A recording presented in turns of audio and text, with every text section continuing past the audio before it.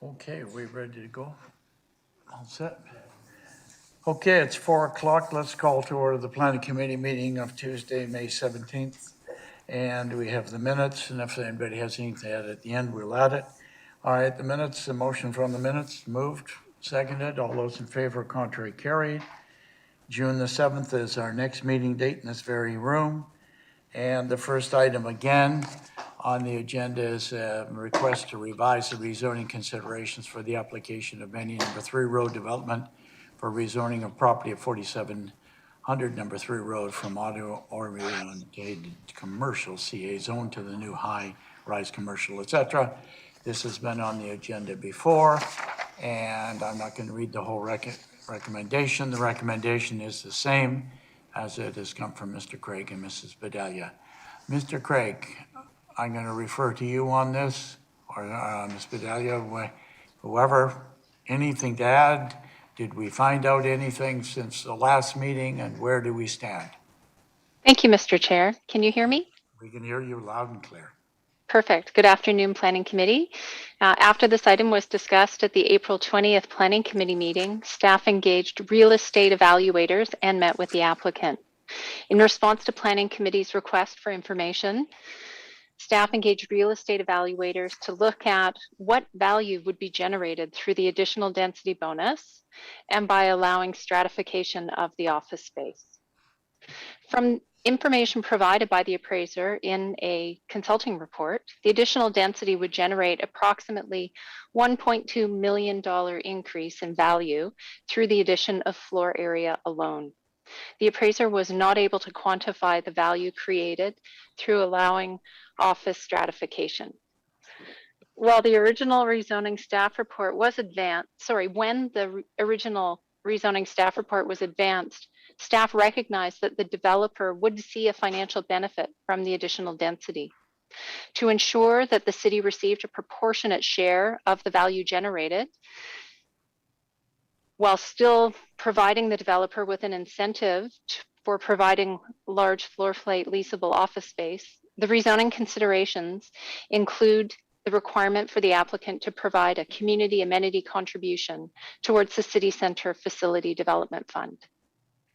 The difference between the current community amenity contribution associated with the additional density and the $1.2 million increase in value it's anticipated to generate is $357,044.61. The applicant has revised their proposal with an increased voluntary contribution in that same amount towards affordable housing. The increased contribution is offered to offset the value of keeping the additional density, which was granted in exchange for providing large floor plate leasable office space. In the current proposal, the applicant continues to propose to retain the additional density, maintain the top 2 floors as large floor plate leasable office space, floor size strata units, and on the other 4 floors of office space, allowing up to 38 office strata lots in a range of strata lot sizes from 650 to 3,600 square feet. Staff recommend that the applicant's request be denied as the revised proposal does not comply with city policy. Thank you. Okay. Thank you. Okay, are there any questions of staff from committee? All right, seeing none, do we have any speakers on this, Mr. Chairman? Just the applicant. Just the applicant. Okay. Do you want to say anything? You don't say anything. Okay. All right, Harold, Jack. Oh, Harold first. Yeah, I got a question. I've been trying to figure this funding out. The $847,000 for the community amenity fund, wouldn't they have had to have paid that anyway, regardless of whether there was an extra story or not? Isn't that part of the agreement to build the building in the first place? Through the chair to Councillor Steeves, the existing rezoning considerations include a community amenity that includes both the 1 FAR Village Center density bonus that's in the CTAP and the additional 0.5 FAR. So roughly half of that amount would have been anticipated through the if they developed in accordance with the existing city center area plan. Half that amount. So the adding the 357,000 to the 847 adds up to 1.2 million. But if they've only bumped it up by 400,000 in terms of the community amenity fund, we're still out at $400,000. Oh, my apologies to Councillor Steves through the chair. The village center density bonus contribution amount that's currently in the rezoning considerations is twice that 850 amount. It's closer to about 1.5 million at this point. Oh, no, I'm really confused. Okay. Through the chair to Councillor Steves. Effectively, the $847,000 charge was specific to the additional 0.5 FAR. So there would not be a requirement to provide that had they not accessed that additional density. The additional 347,000 that is being proposed today would capture the land lift that is created by all of the density. Okay, so the 840 was when they added the extra floor in the first place in our original bylaw. Correct. And so, but it's worth 200. It's worth $350,000 more than that. So we're capturing the whole cost of the extra floor. Correct. Okay, that's what I was trying to figure out. Thanks. Okay, all right, Jack? Well, my question is basically the same, but so do we have to return the 847,297.32 dollars to the developer if we deny this amendment or the revision? Through the chair to Councillor Al, no, as long as that additional density is included in the proposal, that money must be provided to the city. The only way that contribution would be foregone is if a 0.5 density was removed from the site. Okay, good, thank you. Okay, Andy? Thank you, and through the chair. First, thanks to staff for doing a lot of extra work on this. Councillor Steves and Councillor Au have clarified the financial question, so it's 100% recovery of the value, my understanding. My concern is that now we have an existing policy in place that this initial request was based on, and it's clear from reading the report that this does not comply with the initial plan or the initial report, and it does not comply with our policy. So I understand staff's recommendation to deny.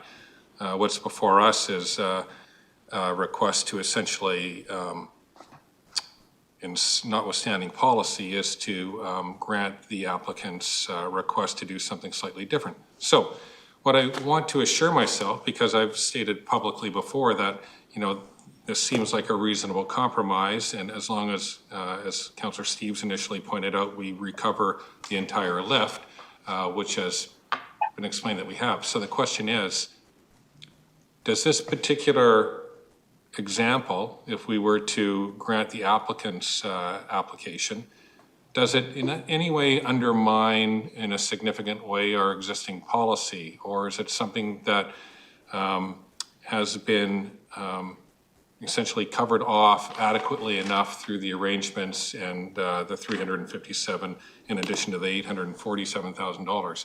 So the basic question is, I'm asking for your opinion on the strength of our policy, and are we undermining it to any significant degree by this if we made an exception? Yeah, who's going to answer that one? Through the chair to Councillor Hobbs. In terms of conformance with the policy, obviously we are looking at something different than the policy, which is the basis of staff recommendation. Having said this, the policy is based on providing additional density as an incentive for achieving a city objective, that being large leasable floor plate office space. Through the additional cash contribution, there is very limited financial gain to the developer to do this. So in terms of undermining city policy, I think it would be safe to say there would be limited incentive for similar requests to come forward from other sites. And just to put it in my own language, and correct me if I'm wrong, that limited incentive means that it's expensive to do, and therefore other people would be very unlikely to ask for that then because of the cost associated to it? Through the chair, yes, I think that's a correct assumption. I would also say that this is a very unique and site-specific approach that would be difficult to replicate on other sites. Okay, thank you. Okay, Carol? Thank you very much. Through the chair to staff. So aside from the money issues, I mean, that's sort of a short-term shell game of they give us more money now and we let them have the space. The reason this was denied is, if I understand this correctly, is because we need those multiple floors of 11,000 square foot office space to attract larger tenants. If we settle for these dollar amounts here, 847 and 347, we lose that ability. Is that not correct? Through the chair to Councillor Day, yes, the proposal before you would not achieve the city's overall objective, which is to provide for leasable office space within the city center. Okay, now if we stick to the original plan, which was that these single floors would be sold or leased to one company, hopefully like a Microsoft type company, we would attract jobs, which would of course attract people, which would attract money. I mean, it's probably impossible for you to calculate what would be lost if we didn't do the multiple 11,000 square foot floors. But if you were going to take a stab at it, I mean, what happens sort of to the local economy and the local job scene and all that if we don't do what the original zoning had required? Through the chair to Councillor Day, what I would say is being lost or forgone here is the opportunity to attract those larger employers, which from a diversification perspective, we do believe is important. And there does appear to be demand in the city center. So while it'll be very difficult for me to quantify it, I would say it's the opportunity that is being lost. All right, so as I'm looking, and I've done more research on this than any other file I can think of. So Atmosphere is now potentially not going through. So we've lost that office space in the downtown core, potentially. And then most of the other samples that were in the report from the developer were way over by, like 6 Road. I mean, in terms of attracting these employers to number 3 Road, are there any other, because there's only a few samples in here with like 7,500 square feet on Cooney and whatnot. I mean, where would these larger employers go if this doesn't get built? Through the chair to Councillor Day, the most or the currently the only project within the city center in close proximity to transit that would provide large floor plate leasable office space is the recently approved mixed-use development at the corner of Minaroo Boulevard and Lansdowne Boulevard. So there was recently an approval for an office tower on that site. That building is, I believe, Sarah, do you have the exact numbers? I believe it's a 14-story building. Floor plates are approximately 15,000 square feet per floor.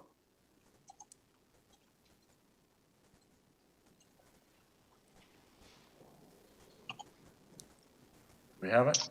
My understanding is that it's almost 160,000 square foot, 12-story office tower with floor plates ranging from 12,700 to 15,800 square feet.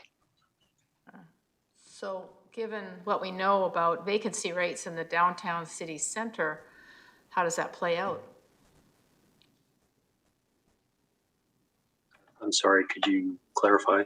Okay, I'm not sure I understand the nature of the question. So I know there's I think it was it you, Sarah, that said there was like a 5% vacancy rate for offices, but it was less in the downtown core and it was considered very low, the vacancy rate. Is that correct? I see Mr. Ursik is here.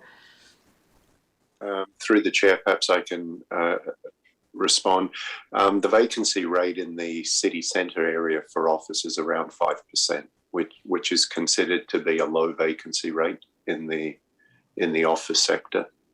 And what it says is that there are less opportunities for businesses that need to lease to find space. I'm really concerned about giving up this lost opportunity. And I've struggled with this file, but I don't think that we should give up this opportunity because, I mean, the big employers are going to Burnaby and Vancouver and everywhere else but Richmond, and there's a limited amount of opportunities to develop these large parcels on Number 3 Road, on the SkyTrains. So I'm afraid and it's very nice that the developer has come forward with the 847K and the 347K. That's great, but it doesn't really solve the problem that was initially, studied and suggested by staff. So I'm not feeling warm and fuzzy about making the changes because I just don't see the long-term benefits. Sure, the short term, but not long-term. Okay, thank you. Alexa? Thank you, through the chair. To staff. Now, this applicant had done a lot of site improvements on this property, is that correct? And they were based on that larger amount of square footage that they were thinking that they were going to be able to utilize, is that correct? Through the chair to Councillor Liu, if I understand the question, it relates to the offsite improvements related to the development. If that is the question, the offsite improvements do not vary according to the size of the development. The requirements are standard. There's relocation of city services, establishment of new curb, gutter, sidewalk, etc. Those would apply whether they took advantage of the additional density or not. Wasn't there a big pumping station or something being moved, like some major piece of infrastructure that had to get moved for this? Through the chair to Councillor Liu, yes, there is a city pump station, sanitary pump station that does need to be relocated and upgraded. That would be the case regardless of the scale of the building, and the city is cost sharing with the developer through our development cost charge program and coordinated works program on those costs. Okay, but the developer would have done their math based on the bigger footprint that they were asking for, so it would have been spreading it out over the bigger project is my guess. And okay, I can see where these guys are going. And then just another question. It seems to me that Lansdowne, there's a lot of office space that could be coming forward on that particular site and more throughout that whole Brighouse industrial area, that Brighouse zoning area. Like it's zoned for that. And my understanding with the Lansdowne site is there's quite a bit of office space looking to come forward along that stretch, yeah? Through the chair to Councillor Liu, yes, there are areas within the city centre which are designated for office space. What I would say, however, is provided those developments proceed in accordance with the city's OCP, there is no restriction on the subdivision of that office space. The only ability that we currently have to request the large leasable floor space is through the incentive-based policy where additional density is granted. Okay, so if they choose to take advantage of the additional density, then those could be larger sites. Okay. Correct. All right. Correct. But right now, okay, so right now if you're a big person or a big organization, you're probably not necessarily moving to Richmond anyway, just so you can be across from the superstore, but okay, thank you. Yeah, I want to ask staff a question, and I want to stay site-specific here. Did we not, when we had the quantitative surveyor go through and get the value of the lift, et cetera, the applicant has said that there's no market for what was being proposed, and it's very, very difficult in attracting businesses, et cetera. And I guess we have to look at the here and now as opposed to having an empty shell on it. Was whoever we used, the quantitative surveyor, able to verify that there's no market for large spaces and more demand for smaller spaces? Because basically that's what's being built. So I'm just wondering, we have a developer saying one thing, et cetera, which I respect and point of view. And then I guess my question is how do we get the metrics to back it up? Through the chair, perhaps I can deal with that one. What we got from the appraiser is the value of the bonus density, but the appraiser didn't get into the viability of the market. I think the reason that this is or may be a difficult decision is because on the one hand, you have the applicant saying that it's not viable, but I think my opinion is that the situation, the facts that we can ascertain actually suggest that it is. So that's just an issue that you're going to have to reconcile, the applicant's concern around viability when things like the vacancy rate suggests that, it is viable. Earlier Mr. Craig was asked whether, we're comfortable that this isn't a huge erosion. We think that if you approve the request from the applicant, certainly you'll have less capacity, less flexibility to accommodate larger floor plate businesses. I mean, that's a given. I don't think that's up for dispute. Our view is that given the relatively small amount of bonus density on this site, it probably will not be a precedent for others to come to you and ask to be let off the hook as well in terms of the stratification, because they've taken a lot more density. But, you've got a situation here where the applicant's concerns are at odds with what we think the indicators are. And when we're not really in a position, other than to say that if you approve this, there will be less flexibility for new businesses, we're not in a real position to guarantee you that this won't lead to others asking to revisit their conditions in the existing zonings, or with new applications that people won't request that they be given some sort of concession vis-a-vis the policy now. But following up on that, and I'm glad you said there's the small amount of bonus in the site, but there is no reason we're dealing with a site-specific, as it was earlier mentioned, and we would deal with each of the others as they come through on their merits and their site-specific or whatever they're proposing, would we not? Mr. Chair, yes. Ultimately, it is council's decision whether you stick to the policy or whether you deviate from it. Yeah. I just didn't want to paint a brush to everything on it. And obviously, if this is the kind of difficulty that we're in it now for the fourth time, I can't see a developer wanting to go through this, to be quite frank with you. But anyhow, Jack, I got you. Okay, I wanted to go around once, and you're on for the second time. I got a second question to staff. Carol, you're coming. I think, we have an assumption that there's still a demand for large parcels for office space, but I always feel that people on the ground would know the market better. I want to ask staff from the Economic Development Department,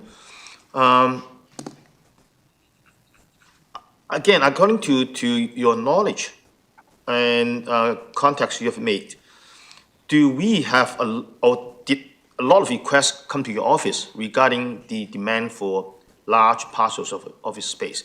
Because I think so far in our discussion many times, the only one being mentioned is Microsoft. The only example we can come up with is Microsoft. So are there other companies having approached your office to raise, that kind of need now or, in the near future? Through Mr. Chair to Councillor Au, in an absolute term, it is difficult to quantify the demand because businesses approach the City of Richmond through different means. For example, they could be working directly with a broker, an investment agency, or through our office.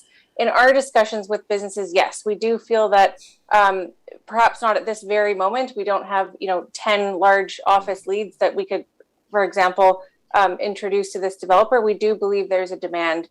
Over the last number of years, we've done proactive outreach to large office tenants in other parts of Richmond, for example, and we've heard from them that they're interested in moving to the city center because it is becoming increasingly difficult to attract and retain employees, and employees and businesses are looking for those amenity-rich locations near rapid transit. So we do believe there continues to be a demand. In terms of metrics, we're looking at the vacancy rate for the city center, and we're also looking at the increased lease rates. So we did review 3 separate commercial broker reports in working with planning on putting together the memo in your agenda package. And it showed that since Q4 2021 and Q1 2022, the vacancy rate for office space in Richmond City Centre further decreased. As well, the lease rates have increased. And so those factors collectively do signal to us that there continues to be demand. Okay. But further clarification, when you talk about the increased demand in the last 2 quarters, you are talking about city center area, which is typical office available is smaller ones, right? We are not talking about the large parcels that there's an increase in the demand. Through Mr. Chair to Councillor, we believe there's a demand in the economy for both forms of office space. They both serve an important need for the local community. The larger spaces can accommodate, for example, business services like accountants and lawyers and customs brokers that inherently serve those larger tenants. So we do also need to attract the larger tenants to continue to serve local residents, local businesses, and in effect, contribute to a resilient and diversified economy, which are 2 of the main goals that we're trying to achieve through this policy. Good, thank you. Okay, Carol? A couple more questions have come up. Sorry, this is a complicated case. So if we require the full floor, is there anything to stop the leasee or the buyer of that full floor for leasing out smaller parcels if they don't require the entire space? Through the chair to Councillor Day, no. Okay. Secondly, I understand this completion date would be somewhere around 2024, maybe later now. And currently, only 27% of the City of Richmond staff are working from home. People are coming back into the office. So isn't it logical to assume that by the time this building is completed, the requirement for office space for people actually physically go into work would be far more than it is now? Through the chair to Councillor Day, that is the information we are receiving from office brokers who operate within the law. Okay, then my next question is, so with the 5% vacancy rate, it's pretty obvious that the space is needed on city center. But one of the questions that I did some research, and I understand, correct me if I'm wrong, that the foreign buyer tax does not apply to commercial office space. Is that correct? Through the chair to Councillor Day, yes, that is our understanding as well. Okay, so if the developer is allowed to divide those multiple floors into 650 square foot micro offices, number one, they could rent them for a higher, or lease them, or sell them and lease them for a much higher per square foot price.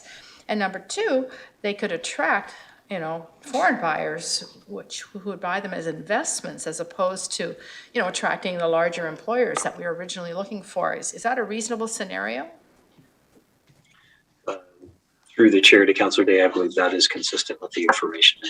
Yes. Yeah, this is the problem I'm having with this development, is that we need to look at the bigger picture. If we allow this to be divided into small micro offices, there's no going back. You can't change it later. So I wonder if we shouldn't just stick with the original plan, attract those larger employers who can sublet out smaller portions of their floor if they choose to, and then we have the ability to go down the road and attract the larger employers and do what Burnaby and Vancouver are doing instead of being left out in the dust. I think this is a tough one, but if the developer really wants to build 650 square foot micro offices, all they have to do is give up the extra floor. Then they can do whatever they want. So I think we should uphold staff's recommendation, which is to deny this. Okay, thank you. Councillor Hobbs, second time. Thanks, and through the chair. Interesting discussion. First of all, if we're going to get anecdotal or make predictions, just for people's information, I was just talking to someone about a big law firm downtown who has about 6 or 7 stories or floors, entire floors in a large building downtown, and they will soon be dropping 2 of those floors when the lease is up, and then when the next lease is up, they'll be dropping a couple more. And the point is, people will be working from home more. They're not reducing staff. And it's an interesting conversation when you get into it about what the future workforce looks like with people working more from home or coming back to the office. And I've heard cases made for both. I think the only thing I can conclude for sure is that whatever it is down the road, it will be different than what it was pre-COVID. My question is about the vacancy rate, just a curiosity. When you talk about 5% in the city center, does that vacancy rate differentiate between large office space that is 10 to 11,000 square feet or bigger versus smaller office space, or is that just one lump sum 5% vacancy rate? Through Mr. Chair to Councillor Hobbs, I don't believe it differentiates between size, but it does apply only to office space that's available for lease rather than units that are available for purchase. Sure. So I guess the follow-up question would be, are we able to determine what the vacancy rate is for larger office spaces versus smaller office spaces? The kind of sizes that we're talking about right now. Can we differentiate between that? Councillor Hobbs, through the chair, we have not been able to obtain that information from the commercial brokers that we have consulted with or reviewed reports of. So then if I look at a 5% vacancy rate overall in the city center, I do have no way of knowing whether it's 8% for smaller offices and 2% for 10,000 plus square foot floors, right? That's correct. Okay. Thanks very much. Okay. Harold? Yeah, I don't have a question, but I think we're debating it, so I'm going to give my point of view. I've got about 4 points. One, we want to attract large floor plate business to Richmond. 2, council has opposed higher density at 2 and Blundell just last night because it doesn't meet the official community plan. 3, this proposal still doesn't meet the official community plan. And 4, that I'm pleased that they brought the contributions up to pay for the lift. If council approves it, that's fine, but I'm still going to be opposed to it simply because, in keeping with what council did last night, it doesn't meet the official community plan. And I was told last night how terrible it was that we were trying to change the plan without actually going out and changing it. Okay, thank you. Alexa? I'll make a motion on this if you're ready. Can I just, before you do? I guess my point here is, it's what we think we have in the hand and what we think we can project. And I don't, is Microsoft still in Richmond? By the way, to staff?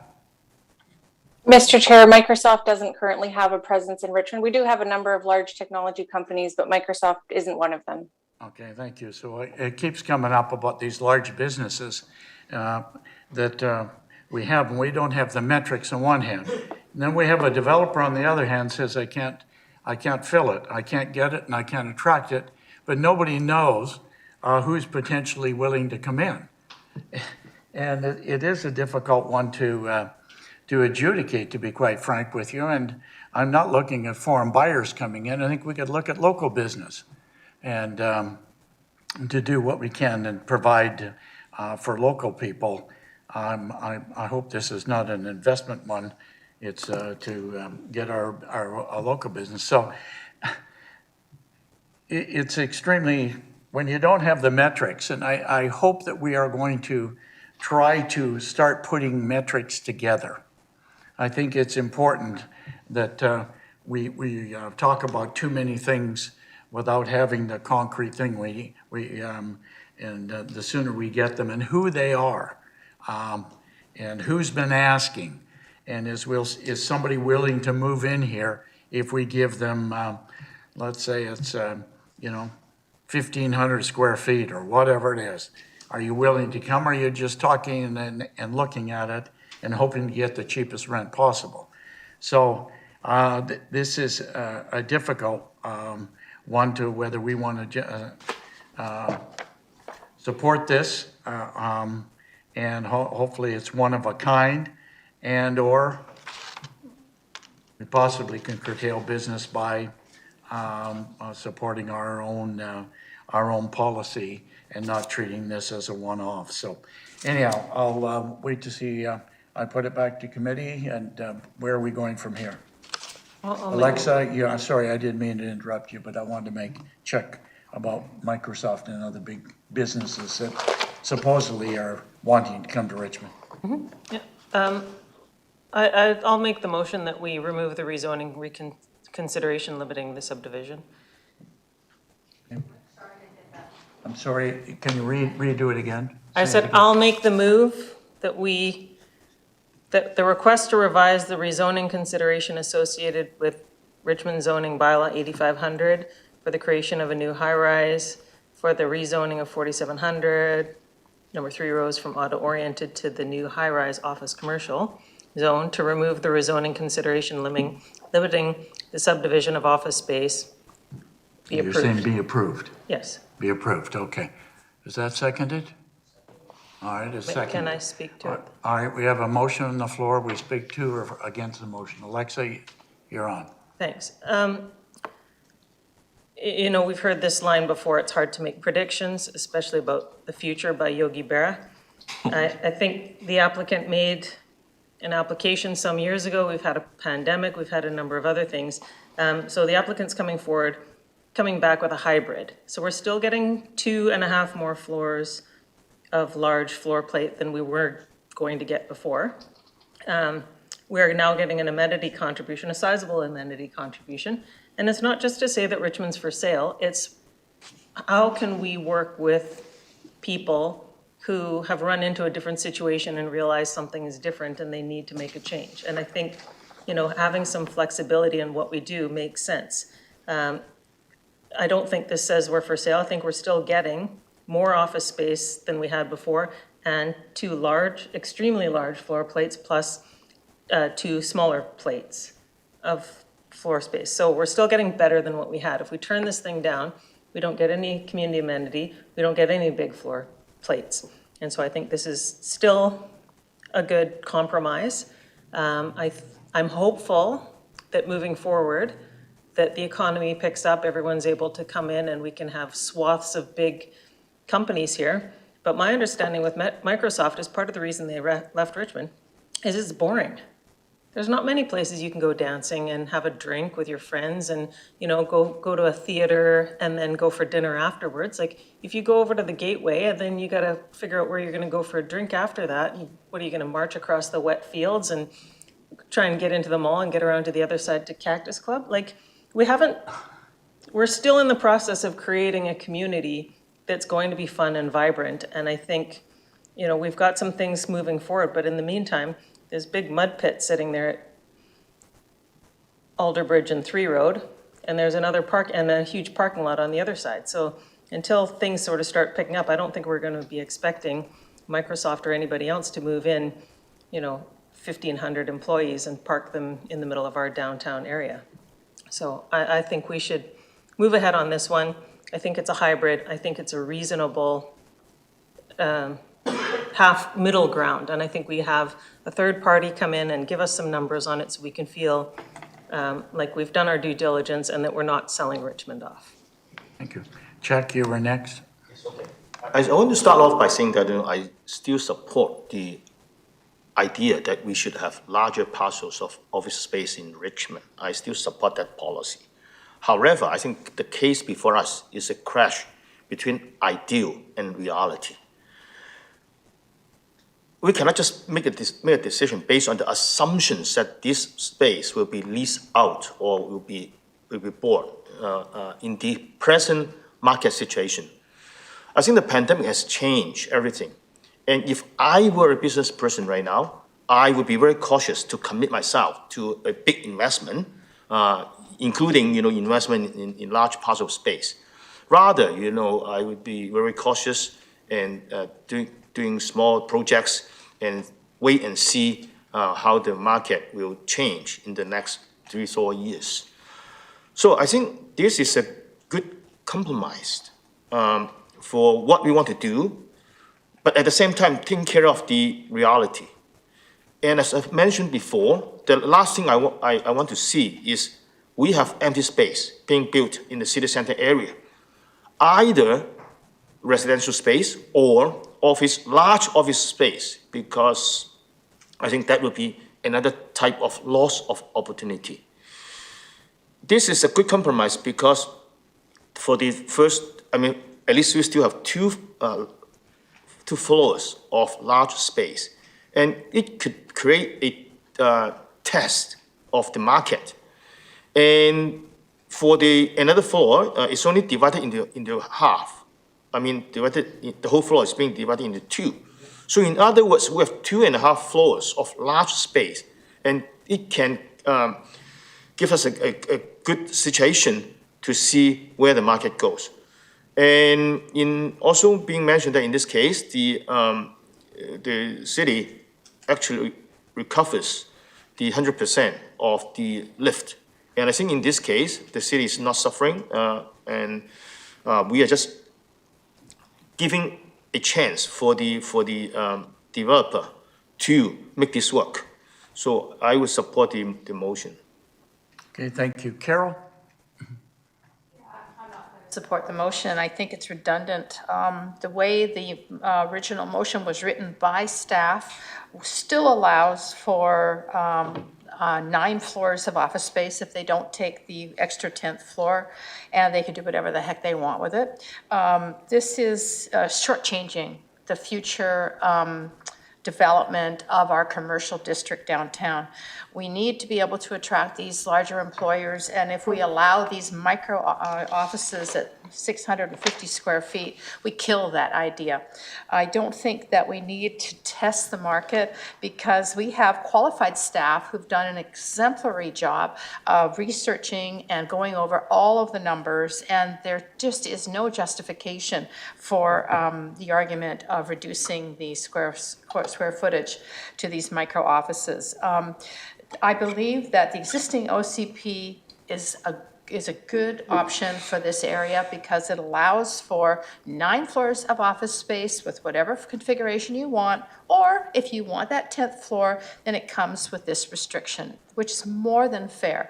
And I think we're shortchanging the future development of office space and employment opportunities for the city of Richmond, because if we stick with the original plan that's in the OCP, that we seem to want to follow in every other application, then we allow for those businesses to either lease or buy those floors and then sublease them out. We haven't done anything to destroy the capabilities for the future.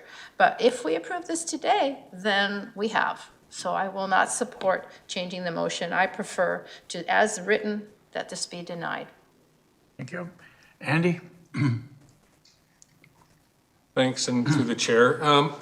Yeah, interesting conversation. It is a difficult decision, actually, because we are doing something that's contrary to a policy.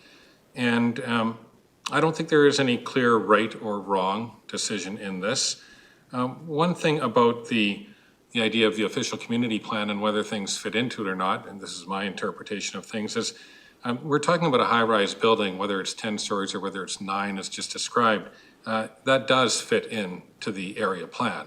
That is not what we're talking about. We're talking about making an exception to a policy regarding the internal design of the building, and it could determine whether it's 9 or 10 stories, that's true. But basically a high-rise building fits in with the community plan in that area. So we're not talking about building something where it doesn't belong. This is about the internal division. I agree with Councillor Au's comments about this actually could be interesting in terms of tracking what happens if we allow the change to go through, in terms of how the leasing works out for the larger 2.5 floors or the other floors that will be subdivided in somewhat smaller areas. I'd be interested to know what happens with that over the years, and if there's any difference whatsoever, because that's part of the argument. The idea that we stick with staff's recommendation and deny the request to change it, we could do that. And that's true that the applicant could then build a 9-story building and subdivide it any way that that applicant decides to. That's an interesting argument, though, because on the one hand, we're talking about wanting to have larger office spaces and not have smaller ones. And so while we're making a compromise here, if we pass this motion, to say that we could have 9 stories and let them subdivide it however they want completely goes against what we're trying to achieve, which is attract some larger office spaces and have some larger floors for larger employers. So actually, that does not appeal to me at all, as having 9 stories subdivided all into smaller offices. I much prefer this compromise, having 10 floors, the top 2 large and the 5th one large, and the other one subdivided in some other way, as is outlined in the report. So the last comment I'll make is I think this is a unique situation. Staff has mentioned that it's unique and not likely to be repeated.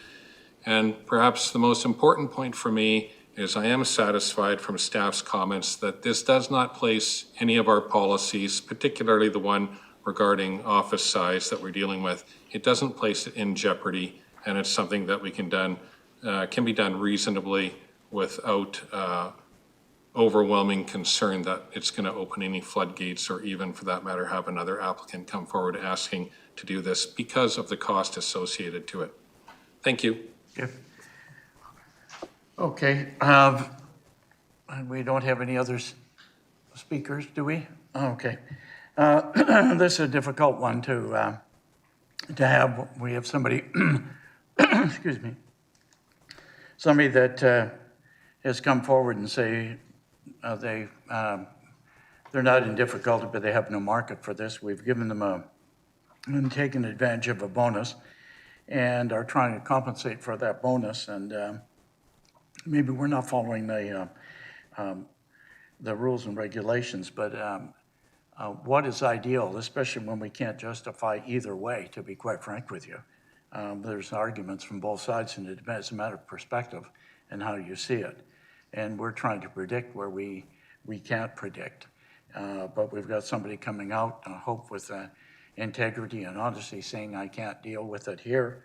I prefer to have this change, and yet we want to hold on it. And I think there are benefits on both sides. And I think, to be quite frank with you, I think we need some test cases. We need to say whether we're going to attract people. I'd like to know from the applicant when the time comes who has actually applied for space, who is interested. I know it's a confidential list, but I think our economic development area needs to know that. Who is not to, because when the next one comes along and we're put in a situation, we don't have any answers, and then we're going to grope and go on personal thoughts of what we think, and it may be right, may be wrong. I'm not saying one way or the other. I respect everybody's opinion. The only one positive thing I can see by approving it is we get $250,000 towards affordable housing, which we otherwise wouldn't get. In a way, it's like density. It doesn't matter to us, if you wish, by giving something a little more density. That's all we have. It's what we get in return that will benefit the community. And I see there is an opportunity to benefit the community here, although not as much as I would like to see.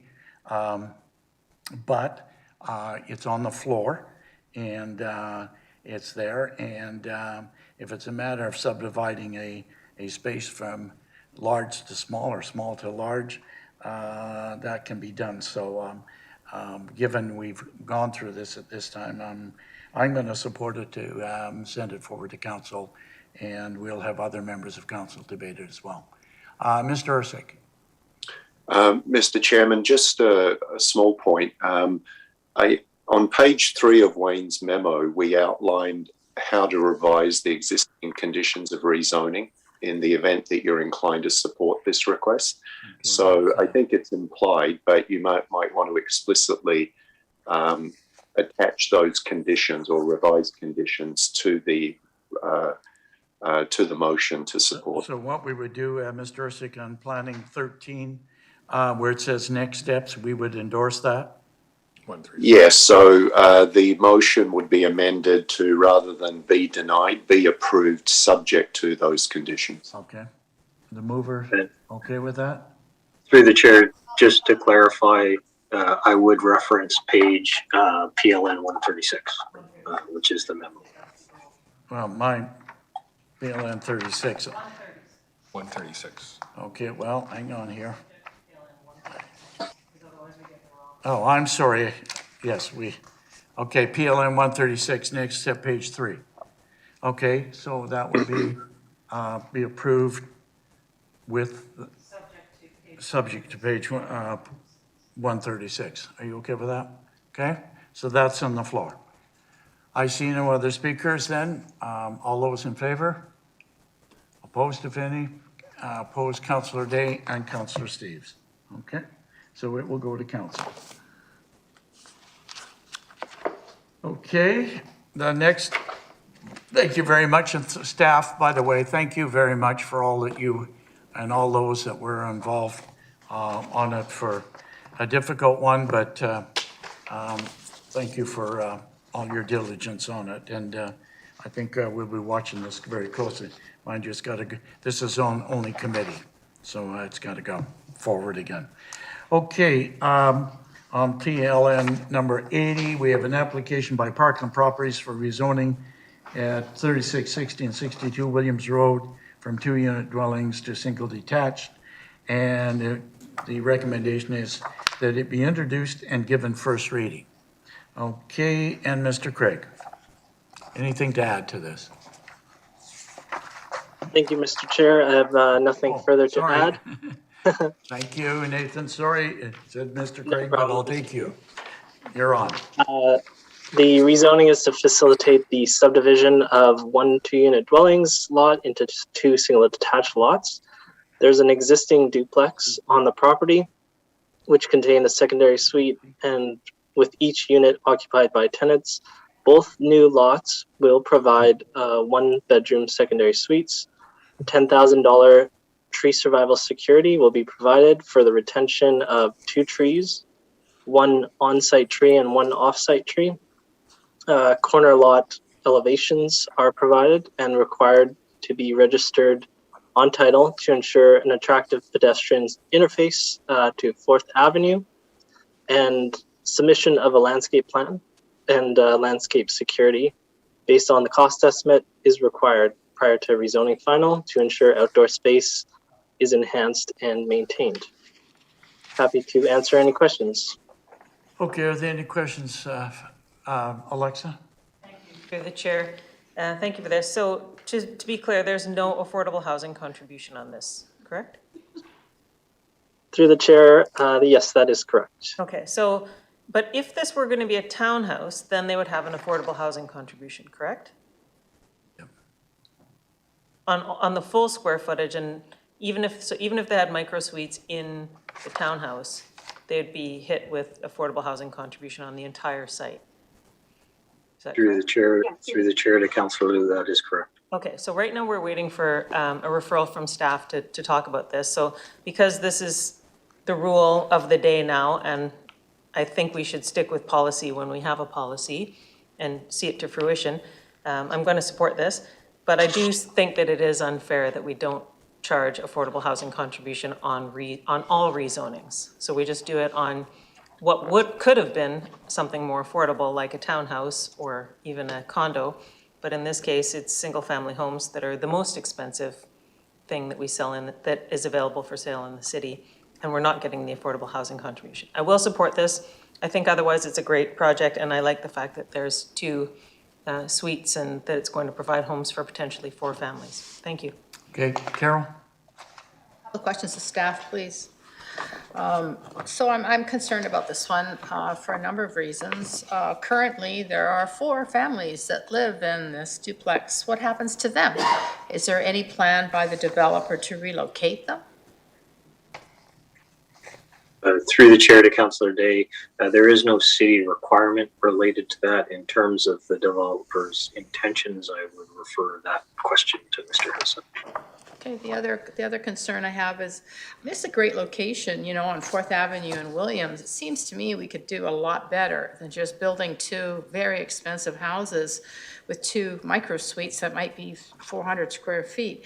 I wonder if we shouldn't not accept this application at this time and maybe try for something a little better, like maybe higher density, instead of two expensive houses. Maybe, you know, we could look at down the road, because there's quite a few lots available here that could be developed into smaller units, like maybe 600 square foot condos one day. Maybe not right now, but down the road. In the meantime, we don't really have, you know, I just think this is such a great location for something better than just building two more expensive houses that 95% of the people in Richmond couldn't afford. So options, I mean, right now, this is allowed, dividing this duplex into two lots. But what else could have come forward if the developer was a little more creative?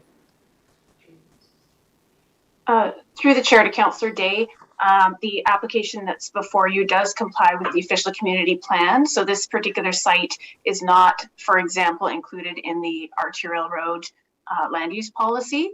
The city was reviewed in terms of location and transit service and those types of things for those types of developments. So in this particular area, it is designated under the Stevenson area plan for single family. Through the OCP update process, there will be a wide range of other options looked at throughout the city in a more targeted, cohesive approach for how to deal with future applications. Well, I mean, I appreciate that. Thank you. So we're once again waiting for the OCP update, but just a block, not even a block, half a block south of this is a high density townhouse complex. I think it's called Manoa Village. And I mean, we've had higher density in that area before. Isn't it logical to assume that when the OCP comes back, that there could be the ability for higher density that could have helped more, you know, first-time buyers and seniors?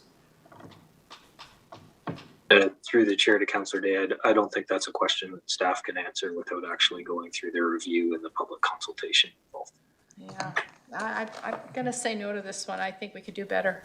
Okay, thank you. I'm going to read, just for the record, I think we all received, at least I had a letter from Laura Galanders at 9611 Desmond Road for the record to be put into the minutes, okay? All right, seeing no other hands, the recommendations on the floor. So moved? Seconded? Okay, any further discussion? All those in favor? Contrary? Carol Day opposed, okay. And Harold? I think Harold's And opposing Harold, it too. sorry, okay, sorry, Harold. Okay, excuse me. The next item is referral response on mandatory market rental housing and proposed rental housing parking changes. Mr. Hopkins, you've got the Yes, thank you, Mr. floor, Chair. and, give us a rundown on this, if you would, please. Absolutely. We have nothing new to add to the report, but staff would like to take a couple minutes to summarize it. So staff are pleased to present to you a response to a referral that would require a mandatory requirement for market rental housing in multifamily residential development. So to begin with, there's been great success to date in bringing in more rental housing since council adopted the market rental housing policy in 2018. That policy has helped to secure over 760 market rental units through a voluntary incentives-based program. We also have over 500 market rental units that are under review.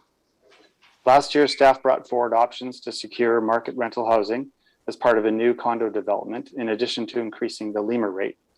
Through that report, bylaw amendments were adopted to increase the LEMA requirements in the city center from 10 to 15%. And with respect to the market rental requirement, there were a couple of referrals to investigate a proportional approach to securing more market rental and to review parking requirements for rental housing. I will now turn it over to Ms. Diana Nikolic to summarize the recommendations in the report. Thank you. Through the chair, the recommendations included in the report intend to maximize the amount Can of we market have rental you pull your housing. mic closer, please? Sure. Thank you. Sorry about that. The recommendations included in the report intend to maximize the amount of market rental housing that is secured in new residential development. An economic analysis prepared by an experienced economic development consultant reviewed the feasibility of an escalating construction requirement to secure a progressively greater percentage of residential floor area from larger developments as market rental units. Based on the findings of the analysis, an escalating approach is not recommended. With that, Planning Committee is being asked to consider the following recommendations.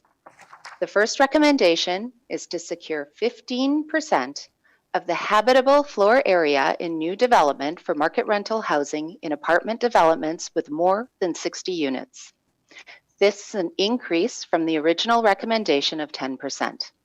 A modest density bonus is also proposed, and the lowest parking rates are applied to rental housing, along with possible additional parking reductions.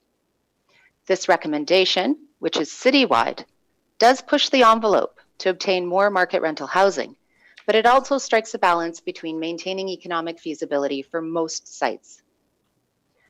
The 15% market rental requirement would be in addition to the 15% requirement for low-end market rental units in the city center and 10% elsewhere in the city. In other words, for apartment developments with 60 or more units in the city center, approximately 30% of the residential floor area would be dedicated for rental housing, and outside of the city center, approximately 25% of the residential floor area would be secured for rental housing. Townhouse and apartment developments that are less than 60 units would have the option to contribute a cash in lieu contribution or to make use of an associated density bonus and lower parking rates to construct market rental units. The second recommendation is to provide clarification to parking rate reductions for secured rental housing. For developments within 800 meters of a Canada Line station, a 50% reduction in parking would be possible subject to transportation demand management measures and a parking study of the site-specific considerations. That could bring parking rates to less than half a stall per unit. The third recommendation is for in-stream applications. As proposed, all in-stream applications would have 1 year from adoption of this policy to have their application receive first reading, and then 1 year following public hearing to obtain final adoption in order to be considered under existing policies. All other applications would have to adhere to the new policy on market rental. To summarize, the proposed policy updates would play a critical role in meeting housing needs and ensure Richmond remains a regional leader in securing rental housing units. If adopted, Richmond would be the first municipality to apply a citywide requirement for multifamily residential developments to construct market rental units or provide an equivalent contribution, which would be in addition to the city's citywide LEMUR program requirements. That concludes our comments, and we are available to answer questions. Thank you. I have a couple of questions, if I may. I want to keep it the old KISS principle, if I may.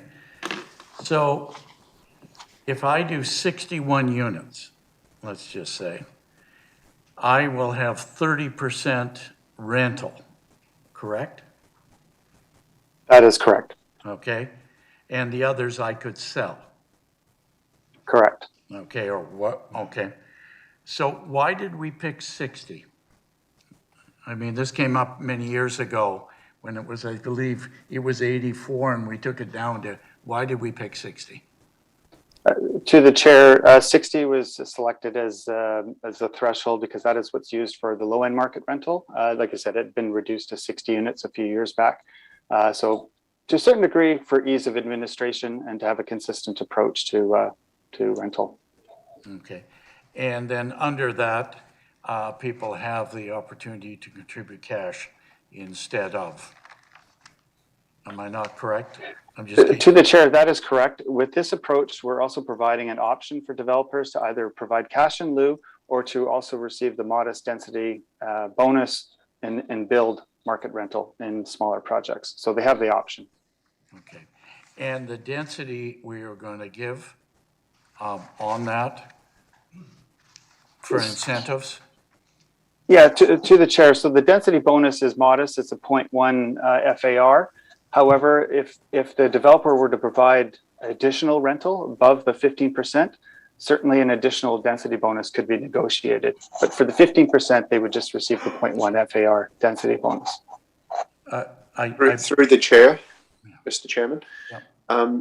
If I may, just sort of to add on to that point, what we're recommending here is a mandatory requirement, and therefore the density bonusing to ensure that, you know, we have compatibility with the rest of the neighborhoods is relatively low. But this is not an incentive-based policy that we're recommending. It's a mandatory requirement similar to the existing LEMA. But it shouldn't be confused or mixed with, say, an incentive-based policy like the one that you have for 100% market rental. In that situation where a developer is going well above and beyond what we're recommending here as a mandatory requirement, density bonuses of 50, 60, 70% have been issued in the past and are currently being considered. In fact, bonuses beyond that. So I just want to make the point that this is a mandatory policy that we're recommending, and it doesn't preclude on a 100% rental site additional density being used to provide incentive for projects that are all rental. Now, I appreciate that for the clarification. I was on that. I believe we have a good working document here, okay? And however, it limits itself, if you wish, and I'm trying to encourage that we get more. And in order to get more, you have to give up a little something, and that's why I had the referral for incentives. And I think it's important, and to offer 0.1 and you're doing it, and it's sort of like we're strangling you to get market rental 15%, when maybe we should hope that we get 25% or more, and they can still sell it, but we're going to give you and let you have an extra floor. It's sort of, you can have a tower, okay, but the first five floors are going to be rental, and the next 5 floors you can sell or whatever. And I don't think that this policy does that. That's why I hope it's implied, and I hope that on our page 112 that you know, no matter what you say, the density bonus, we've got to be flexible in terms of it to get more. I'm not going to argue with the 15%. I think it's great. It's a great start. Remember when we started with 5%, and we started to move along, we're at 15. I'm just trying to leave the door open for it. And that's why we'll see what other comments are around the table. And I read the Rollo Associates, et cetera, on it. But and again, that's why I asked with 60. I'm hoping we get towers with 200 units in it, and we get 100 units of market rental and that. So it's a step in the right direction. I think the recommendation is to look at, but I do believe it needs to be massaged in that area from my perspective. But I am going to support the concept of where we're going. So we'll hear what happens for others. Mr. Ersick, your hand's still up? Yes, Mr. Chairman. Again, I just say that the density bonus of 0.1 and 0.25 is only for the mandatory policy that's been that's on the table today. You already have policy that allows the city and council to go considerably further with density bonusing for rental projects that are 100% rental, or even projects that want to go beyond the mandatory minimum that we're recommending today. So the reason you don't see it here is basically because you've already got it in place. Okay, well, that's good. I wish that was spelled out sort of in a chart on that. That would be good if maybe staff could circulate something to show what we have on it so we can go on. Alexa. Thank you, through the chair to staff. Thank you for this. I think we're really excited about the possibilities of what we can do for increasing the amount of rentals and changing affordability here in Richmond. So the community amenity charges that you're looking at adding to the smaller developments, townhouses 265. So what are the existing charges right now that we're charging for the lemur? Because then this would add on to that, right? So for a townhouse, what is the amenity charge per square foot? Through the chair to Councillor Liu, I don't have the lemur rates right in front of me, but hopefully might be able to ask staff if they have it in front of them. But maybe answer your question regarding these market rental charges. They would be above and beyond the lemur rates. And Okay. I see Ms. Somerville with us, who could probably let us know what the lemur rates currently are. Okay. Through your worship, through the chair to Councillor Liu, the current lemur rates, I don't have the square footage. However, for a studio, it's 811. No, sorry. Oh. The rates that we're charging. So if I'm building a new development and it's got 50 units in it, and I'm building apartments, and so I'm eligible to pay the lemur rate. So now I can pay $25 a square foot for apartments, and now we're adding another $5.25. So someone gets 1,000 square foot apartment, 3-bedroom for their small family that they're trying to make ends meet and do the best they can. We're adding $30,000 to that cost, right? That then goes into the affordable housing reserve. Is that about the numbers I'm talking? Through the chair to Councillor Liu, yes, that's correct. These additional charges would be on top of the lemur, but the comfort that I would try to give committee is that in terms of viability of development, that's exactly what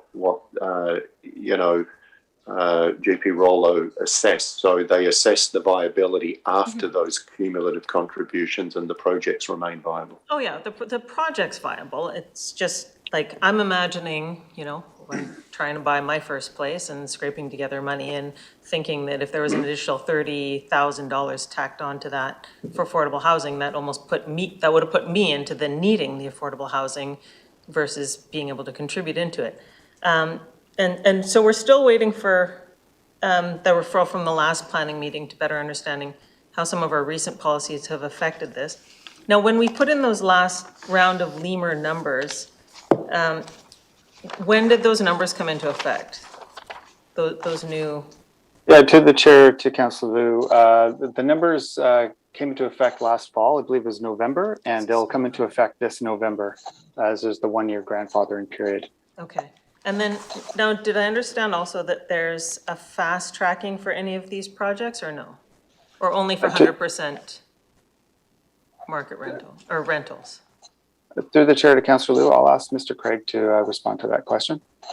Through the chair to Councillor Liu, the fast tracking or the priority service applies to 100% rental projects only. In terms of the fast tracking of those projects, I would equate that to the creation of a priority or an HOV lane on a road. So effectively 100% market projects are reviewed on a priority basis before any condo developments are. The overall ability for us to advance those applications to council in a timely manner requires not only that priority service to be provided by staff, but also that priority to be placed on the application by the applicant and their consultants. And frankly, that is where we're seeing a drag. Okay. And so, like, how much faster could these be turned around? Through the chair to Councillor Liu, we are providing comments on rental applications, I would say minimum 50% quicker than we are on standard rezoning applications. But just to give you a sense as to how busy applicants and their consulting firms are, we've been waiting on a resubmission for a 100% rental project for over 8 months now. Okay, that's the one on Railway, I think, right? Correct. So, but if we could be doing things 50% faster, is it that we have the backup? Because I understand that there's this municipal acceleration fund, and they've federal government has money to help speed up the permitting process, and they can help us modernize our system and hire more people. And so if we could be improving our system in general, maybe we should be doing that anyway.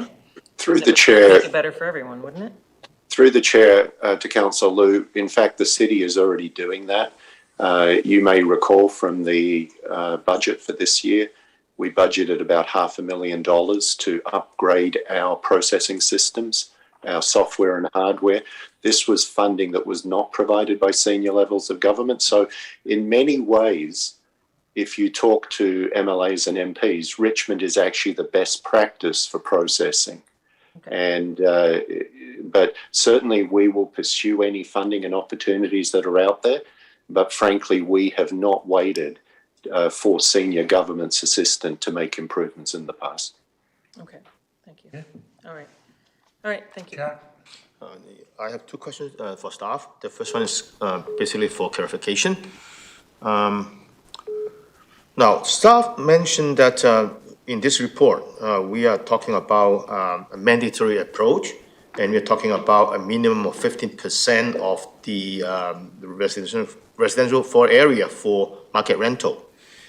So staff is proposing that. But then on the other end, the 100% rental, we use the incentive approach. And I can see that there's still a big gap in between.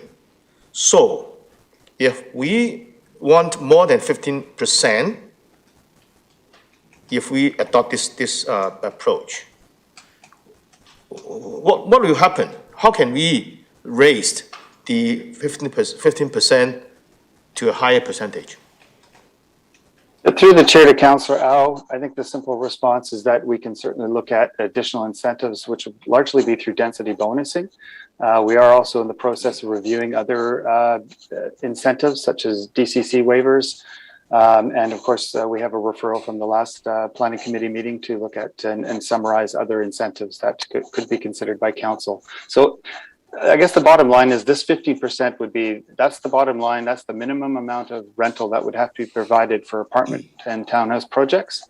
And we could consider negotiating for additional rental through an incentive-based approach. Mr. Chairman, if I can just add to that. In the report today, you have an option with a greater contribution rate. And I think, in fact, it's a graduated option. Mm-hmm. You can do that now if you wish. The reason we didn't recommend it is that the consultant is telling us that there's an increased risk that some projects won't be viable. But these things sort themselves out in the market over time. And if you were to go with that option, and John can point you to the page in the report, if you were to say, okay, we have an appetite to carry greater risk here, that, some developments might not be viable, or their viability might be a little, sketchier, you could go with that option. And the risk would be to projects that are already kind of assembled.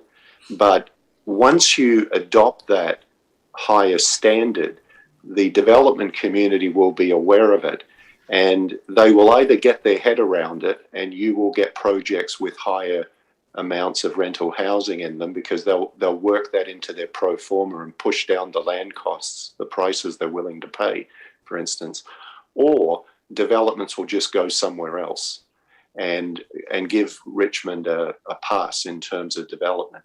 So if you want to go further, harder, faster, you can do it. There's an option in the report. But given that nobody is doing this across the board, and we've heard a lot of criticism I have that we should do more, but the cold hard truth is no other municipality is doing this consistently for every project, every development that it receives. So you've got a bit of a risk that if you push higher, you will encourage developers, you'll push developers to go to other cities which are not doing as much. Okay. My second question is actually related to this. Now, in the report, staff mentioned that the economic advisor said that it's not viable to have a high percentage, and the reason as given in the advisor's report on page PLN 114, is actually saying that if we push the percentage to be higher, it will actually drive the land cost lower. So I think this is exactly the point that we are facing right now. The report mentioned that we have, the land cost increased by 30% in the city center area just in a year. And I think perhaps it's even higher than 30% in a year. So if we do not do something more drastic, so to speak, probably the land cost will still be going up and up and up. So in that case, the mild approach as being recommended by staff right now would have no effect on the land cost, which is the real reason for the high cost of housing right now, either for purchasing or for rental. So, actually the economic advisor's report is talking about the land cost being a factor for this high cost. So, can staff comment on that? The mild approach is being recommended by staff right now. How will that have an impact on the land cost or cooling off the increase of land cost? Through the chair, perhaps I can tackle that one. I wouldn't actually characterize what we're recommending as a mild approach. As I mentioned, in our research, it indicates that Richmond is doing more here, more aggressively than anybody else across the board. And I'm not talking about the odd project that gets nailed for a whole bunch of stuff in some other municipalities. I'm talking about across the board for all development. So I don't really think that the 15% recommendation is a mild approach, but as I said, if you're willing to take more risk around the viability of development, you could go further. You could push it higher.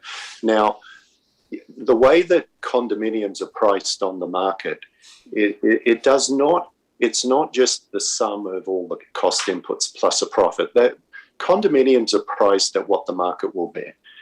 Whether we take a big contribution or a small one, they sell for the same price. The difference is what the developer can take as a profit and what the developer is willing to pay for the raw land. And so if you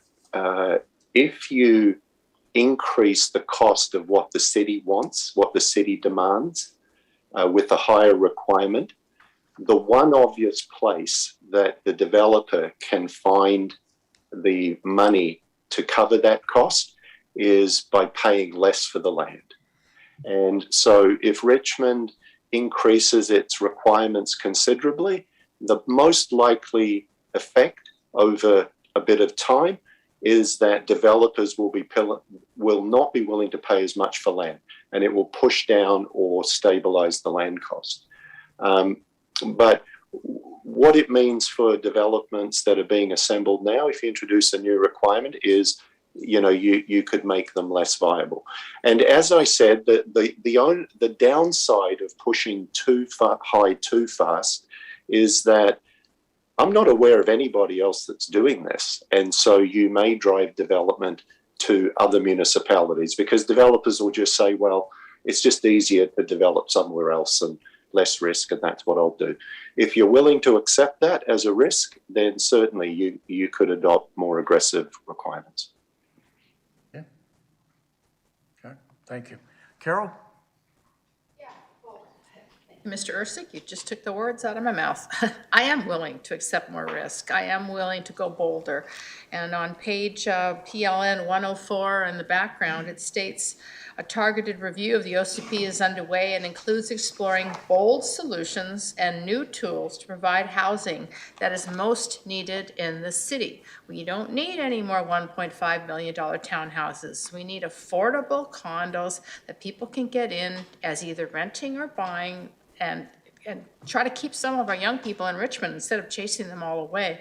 So I can live with this, but I'd like to see more. Now, earlier, Diana Nicolette said that there was an economic analysis and that we would progressively increase this 15%, but maintain the feasibility. What would that look like? If we do this today, what are we doing in 12 months, 18 months, 24 months? Through the chair to Councillor Day, I guess the first thing I'll start off with is one of the recommendations is actually review this policy over a 2-year period to see if it's actually effective and if it's achieving what the housing needs that we require. If it's doing, do we need to adjust it? With respect to the economic consultant's recommendation, for larger complex development sites, as Mr. Ursig mentioned, and actually our economic consultant is here today as well, and I can always ask him to respond to your question. But for larger sites that become more complex, carry more risk, the financing is much more difficult. And there's a reason why we did not recommend anything higher than 15%.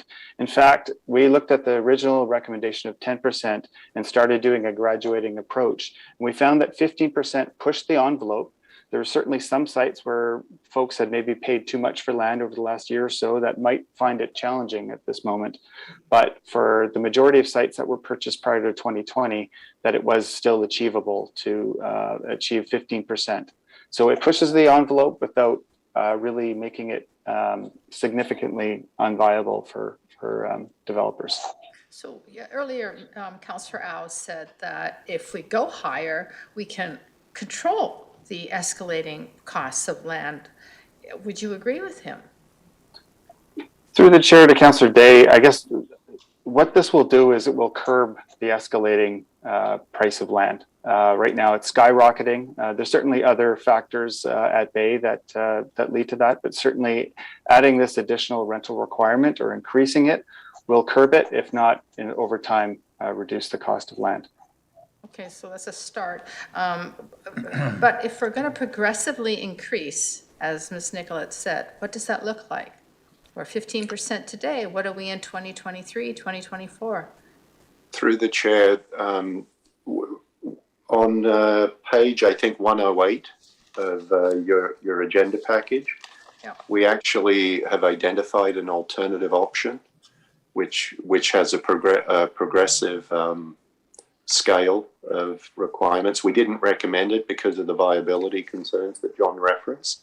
So, all things being equal, if the city requires more costly requirements, then a land price, what developers are willing to pay for dirt should go down. But anyone that's been around the Vancouver market for any time would understand that, all things aren't always equal, things change.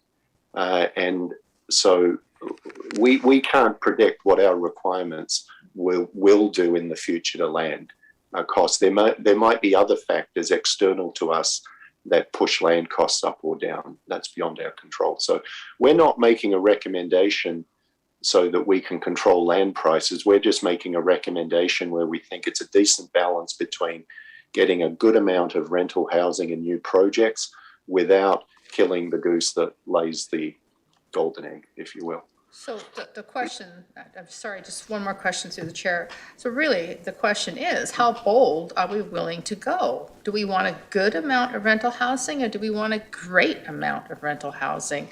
And when you refer me to PLN 108, it says the alternative approach, which is not recommended, apply an escalating mandatory market rental construction requirement. So 15% mandatory market rental applied to developments 60 to 199 units, 17.5% for 60 to 499 units, and 20% applied to units 60 to 500 units. Well, we've had two huge projects already that we lost out on because we didn't have this. And I would be more than willing to go with the option that staff have not recommended on page 108, because I think that we are in a do or die situation. And Yeah, I'm gonna see what the mood on the table is. Better to approve this and, work towards maybe 100% purpose-built rentals in the city center than to not do it. But I like what's on 108. And just one last question. Do we have a report coming on the best methods to attract 100% purpose-built rentals to the city center? And advance rental tenure zoning for suitable areas. Didn't we not make this motion already, or is that something I need to do now? The chair to Councillor Day, I'm not familiar with that specific motion as far as using rental tenure zoning. However, we do have, as Mr. Orsig mentioned, a 100% market rental policy that we actively use that's incentive-based. Incentive-based, okay. All right, when we're finished with this, I'm probably going to make that motion if that's okay with the chair. Okay, Andy? Thanks, and through the chair. Well, first, thank you, staff, for the report. I realize it's a result of a referral. When it comes to rentals, I think we can do better, and we do have to do better than just what's in here, not to give offense, but I just have a couple comments and perhaps a couple questions, and I'll try not to repeat what's already been asked. But the grandfathering issue that's talked about on page 109 of planning and page 8 of the report talks about 1 year, and it's mentioned in there 2 years. I think UDI brought up that request. So is there any jurisdiction that does 2 years as part of their grandfathering, or is everybody at 1 year or not at anything? Through the chair to Councillor Hobbs, I don't think I could speak to other municipalities. I know for City of Richmond, we've used a 1 year approach for several policy changes over the last several years, whether it's development cost charges or the lemur contribution rate. The 1 year policy has worked well and sort of keeps, I guess, the developers' feet to the fire, as you will, to ensure that those applications move forward. Yeah, because I appreciate, oh, sorry. Through the chair, if I may, Councillor Hobbs, the 1 and 1 is actually, although it may look otherwise, it's actually a tightening up of the grandfathering, because what we're recommending is that applicants be given a maximum of 1 year to basically get to public hearing, like get the application going, and then if they get to third reading, we're now recommending that we only give them a year to complete the rezoning, because we've seen some, frankly, that have dragged their heels. And so, yeah. Yeah, I read that, and I appreciate the points on 109 that, when certain circumstances happen beyond people's control, staff will look at extending that time if it's appropriate. So that's probably a good thing. When I read this report, though, what strikes me is what we really need to do is focus on 100% purpose-built buildings, not like 2 or 3 units at a time in a smaller development. So it concerns me that we're not looking at that in conjunction with what we're talking about today. And there are no carrots that I see in here to significantly incentivize somebody to build a larger building with, 100 or 200 rental units. And I'll specifically talk about a place I drove by the other day at Cook and Spires on the northeast Cook and Garden City on the northeast corner of that Spires neighborhood, I believe. And that's a place, and you don't need to really comment on it because if you don't want to, but why wouldn't we be looking at incentivizing that so we have like a 6-story, purpose-built rental building with, parking down to 0.5 units per stall and a very definite policy. That's something that I'd like to see. You can comment on that if you like, because I have a couple other questions if the chair will indulge. Through the chair. Through the chair to Councillor Hobbs, in terms of, I believe, the site you're referring to at the corner of Cook and Citation, that is in fact exactly what city staff have been working on. That site is designated for low-rise townhouses in the current OCP. We are reviewing a 100% rental project that is a combination of 4 and 6-story buildings that would result in approximately 300 rental units. Yeah, that's the kind of thing we should be incentivizing and using some carrots to get that done, and I'm sure you are, so thank you for being on that.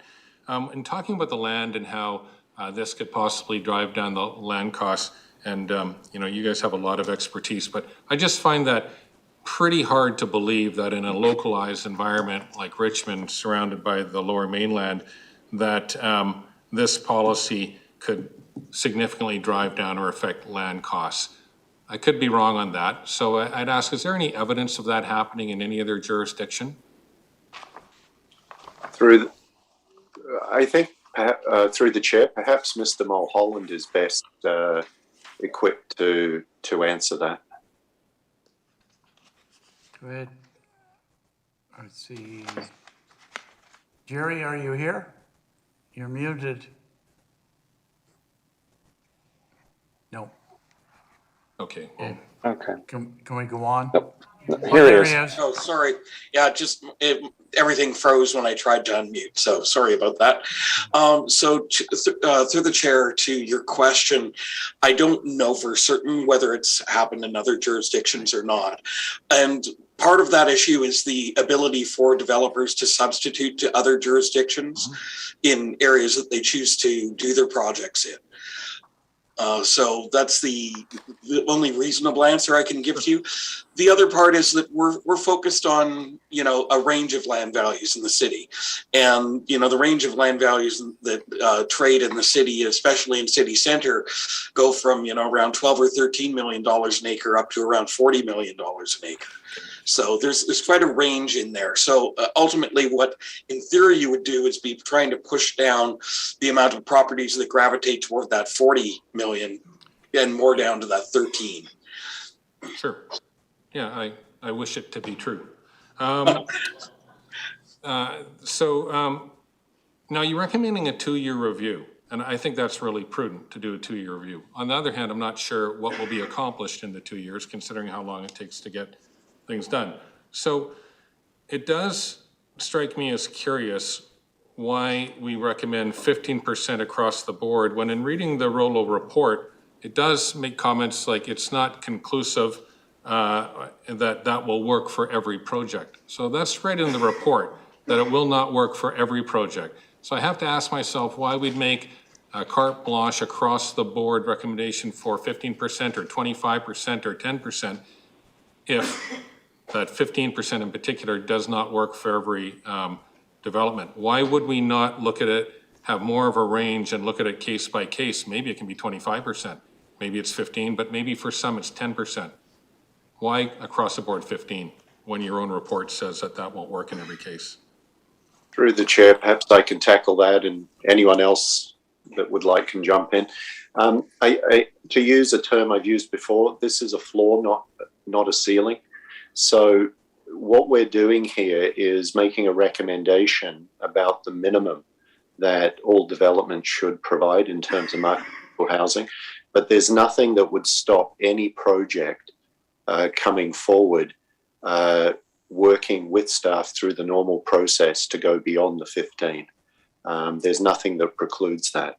And then in addition, you already have existing policy that encourages 100% rental. So what we're recommending here, even though the consultant's report identified that there may be some eroded viability for some sites, we think that the risk overall is relatively small. And frankly, if a development came forward and really put something on the table that was legitimate, you have the capacity, you have the ability to take a look at that anyway. So we're recommending 15% across the board because it seems quite viable, little risk. And also the development community kind of likes to know what the rules are, black and white. And, so if we say, oh, gosh, we'll do a work toward or something like that, they don't really know what that means. So at least 15% is the floor, and we can always sit down with the developer and go beyond that. Yeah, okay, I understand all that, and I understand that you can go beyond it. That was pretty clear. My question was more about the floor being too high to begin with for some developments, because in the report it says 15% won't work for all. But I don't want to belabor that, and the chair might give me a signal to be quiet at any moment, so I'm trying to keep my eye on him. But I guess I had a number of other questions, but I'm going to cut myself off here. I think what I'm trying to get at is looking at policies of this magnitude in isolation, I find a little bit problematic. And I think whether we have a 15% mandatory rental policy or 10% or 25%, I think we can do better overall on rentals, and in particular with purpose-built rentals is what I'm talking about. And those are the kind of carrots that I'd like to look at. So I'd be more comfortable if we looked at this policy in the context of the OCP review when we're looking at different aspects to it. So it very well could be that we end up with a 15 or 20% mandatory market rental, but I'm a little leery of looking at it in isolation because my real emphasis is how do we get more 100% purpose-built rental buildings done, like the one that I've already mentioned. And so I don't think it's something that is short on time in terms of accomplishing. So I would like us to have it looked at in the context of the OCP review, along with different things, because there's a lot of factors that I haven't even mentioned today that factor into the market and what's happening right now, and how numbers have changed even since the numbers that I think the Rolo report has relied on, which are from probably 2020. The market is significantly different than it was then. So thank you, Chair. You're done for the first time. Yeah. I'm just going to make a comment, and then I want to go to Mr. Ralston, who is patiently waiting development, or waiting an opportunity. I'd like to ask staff, when we're talking that the cost of land is going to go down and it's going to curb the cost of land, I think we're dreaming. I don't think the cost of land is going to go down anywhere in Vancouver or Metro Vancouver. It's only going to go up. There is no more land. We've only got airspace. So if you think it is, I'd like you to, 10 years from now, I'll come back to City Hall and I'd like to see if the cost of land is. The other is, why do people sell? Okay? When it's their whole livelihood put into a property or whatever, and what are we taking away? Because they're the people who built the community. There's not a person around this table that'll take less for their property that own a single family, for example, in the downtown core or anywhere else. So let's not kid ourselves on it.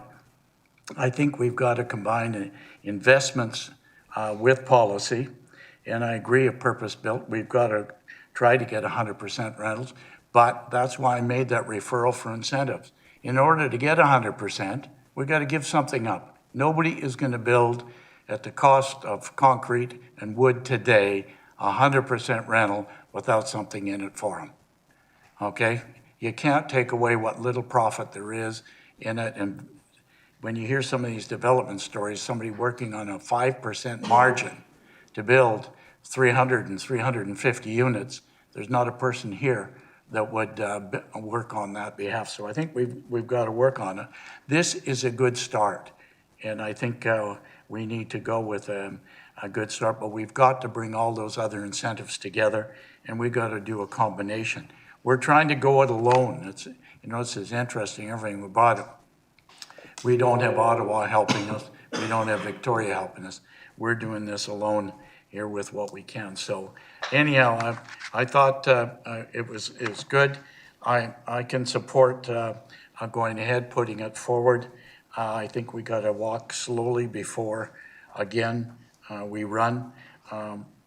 Metrics will show us out. So with that, I'm going to entertain, and I believe he's the only delegation. Yeah, Mr. Ralston's the delegation. We'll have him present, and then we'll have the recommendation on the floor. Mr. Ralston, you're on. Thank you for being patient, and thank you for your letter. We have your correspondence. Not entirely patient, but thank you very much, Councillor McNulty.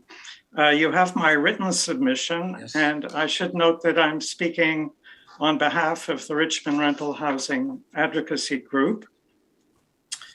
So really, the question is all about land values, as is mentioned in the reports before you, if you read them carefully. And I agree very much with what many of the councillors have said about the strategy really being to get 100% purpose-built rental buildings. And the only way to get them is to zone land for 100% rental. Are incentives important? Yes, they're very important. And the city should work on that. But they will not cap the value of the land, as Councillor McNulty has just said. The only thing that caps the value of the land is rental tenure zoning. That enables a 100% rental developer to actually be able to afford to buy the land. And after that, yes, some additional incentives are required, and there's been some referrals about looking into that. So one of the questions is, you know, we have this Rollo report. We talk about, the report itself talks about how important the value of land is. And one of the questions is, for existing 100% rental buildings, what is in the city center, what's the value of the land they're sitting at? You know, what's it assessed at? What do the experts say it's worth? And you contrast that with how much more it would be worth if it had strata condos built on it. And you see that huge difference, and you see that strata condo developers are willing to bid the price up that much higher. This enables us to really see how much we have to bring the value of land down. But these values, which you would think, you know, normally the city hires outside experts to tell them what these land values are as assessed now. And instead we hear from in the Rollo report that they're relying on land values provided by the city of Richmond, by city staff. So they've provided they take no responsibility for the land values that they've used in their own calculations to come up with this report. So my question is, well, what are these land values? We had this same problem a year ago, where the Rollo report a year ago said the same thing. I asked what the land values are. Nobody came up with an answer. Why is there such a big secret about the land values that are being used, so we can see what the dimension of the problem is, this difference between rental land and strata condo land? So I think that's important, and this is something that you should also be interested in finding out. So as I said in my written proposal, and my written submission, excuse me, the overall strategy by all of these reports is to have a few floors of rental units in every high-rise strata condo building. And the problem is that the rental units are then managed by a strata condo developer, so not a purpose-built rental developer, but a strata condo developer that doesn't want to be in the rental business, can't get its money out of the project quickly, relies on expensive bank financing, and doesn't have enough rental units to benefit from economies of scale. So, and the entire Rollo report is written from the point of view of that developer, that strata condo developer, and how these rental units are a drag on the profitability of the project. And you contrast that with a strategy that nobody's looking into, which is where we have 100% rental projects owned by a pension plan or other entity that wants to be in the rental business, isn't looking to get their money out quickly, relies on cheap federal CMHC financing, and benefits from economies of scale. And to benefit from the CMHC financing, it requires, one of the conditions CMHC makes is that the city has to provide incentives. And that's when this referral proposed by Councillor McNulty comes in.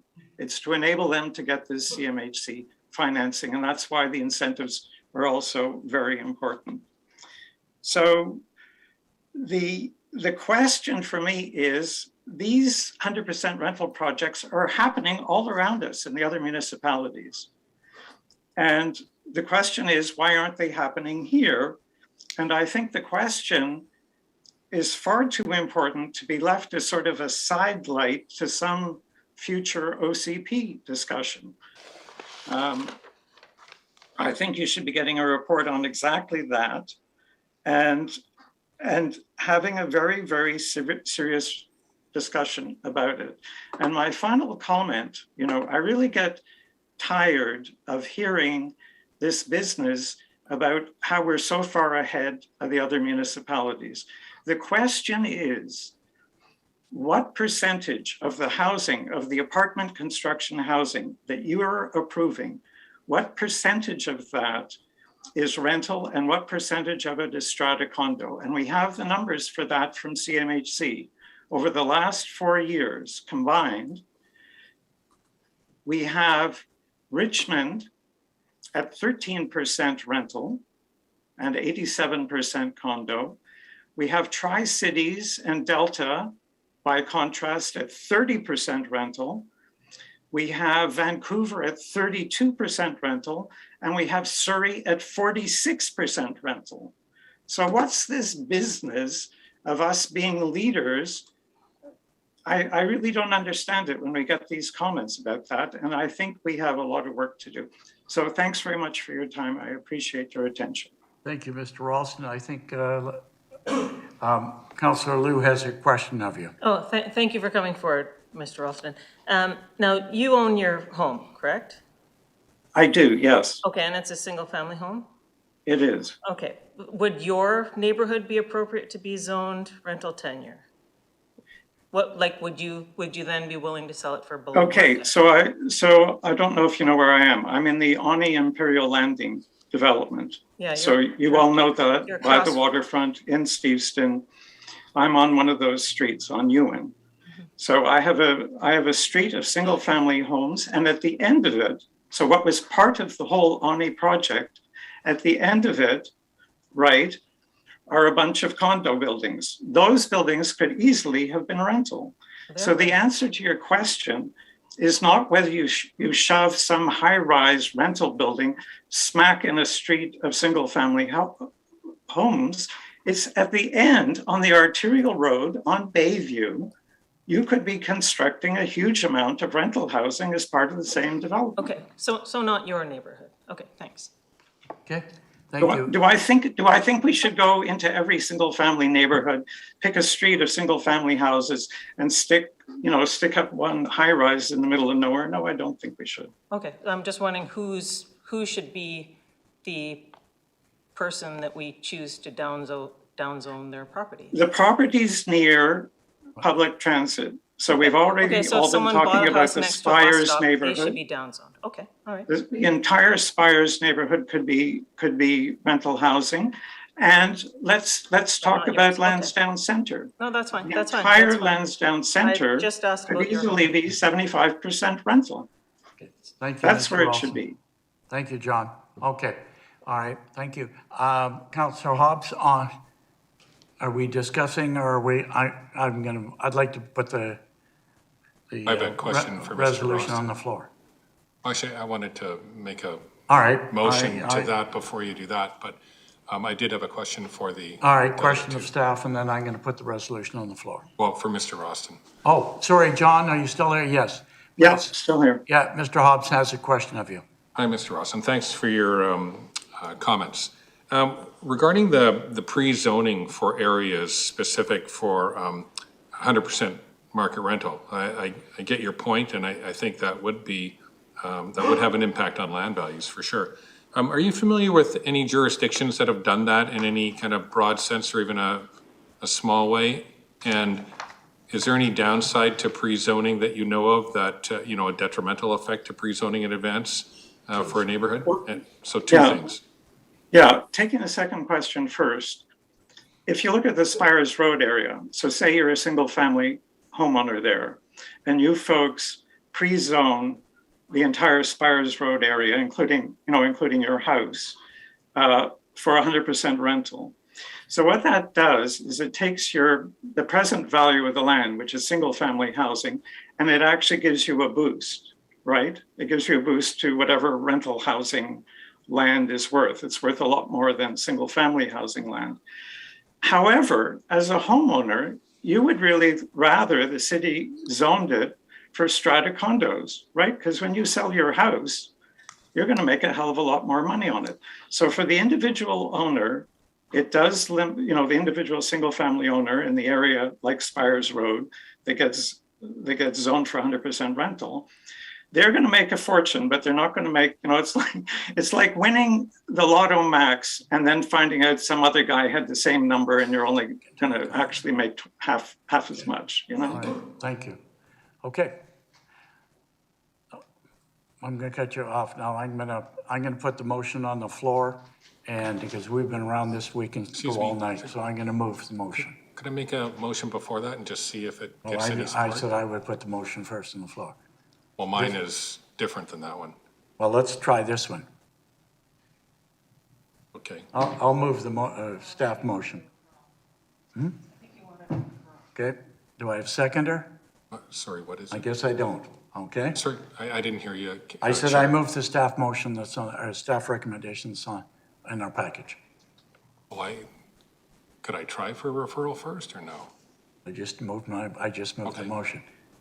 No, I have no seconder, obvious staff motion. I have to refer to you. Okay, well, You want to make a motion, make a motion.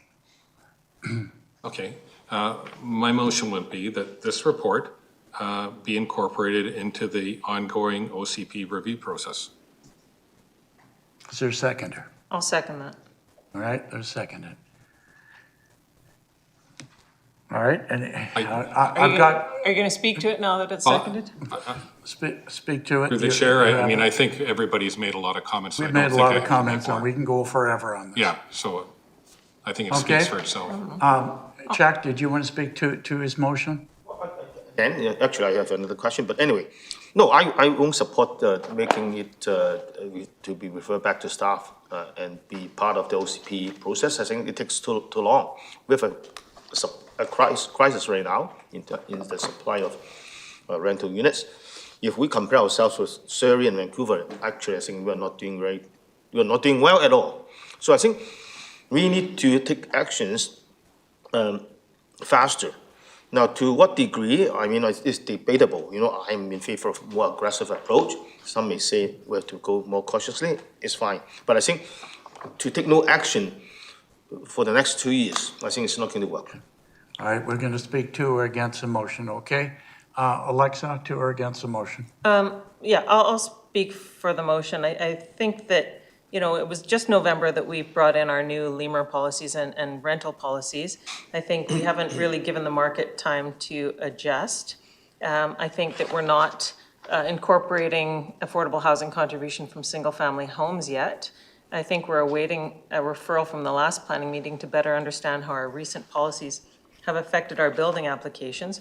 I just received a report from the Home Builders Association showing that the number of houses that we built last year isn't keeping up with our regional growth strategy projection, whereas the year before it did. So I'm wondering if some of the policies that we're sort of knee-jerking here and creating are actually slowing down the development. And if we have fewer homes built in the next 5 years, then prices will go up for everything. You know that. Like we know that. We heard from staff that what developers are willing to pay will go down.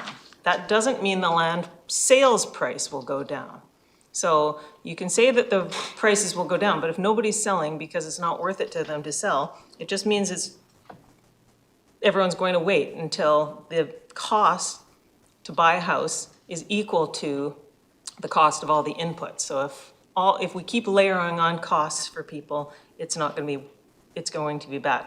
So here I've got this chart that says that we're not keeping up with our regional growth strategy. I don't know if you guys can see this, but it's showing that we're below the line.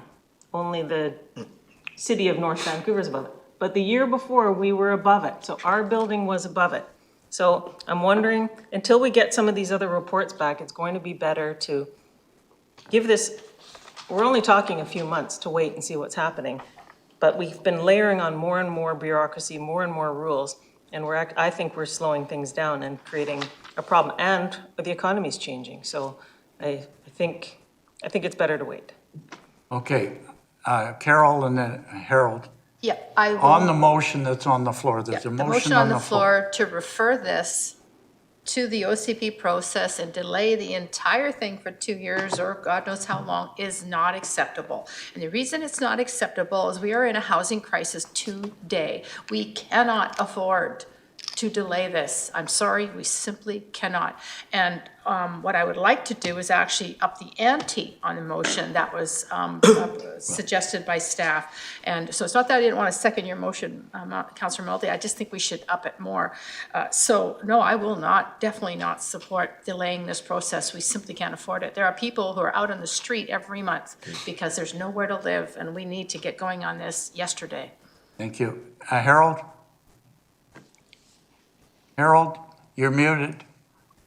Yeah, I will not be supporting the referral either. I'm wishing now I would have seconded your motion.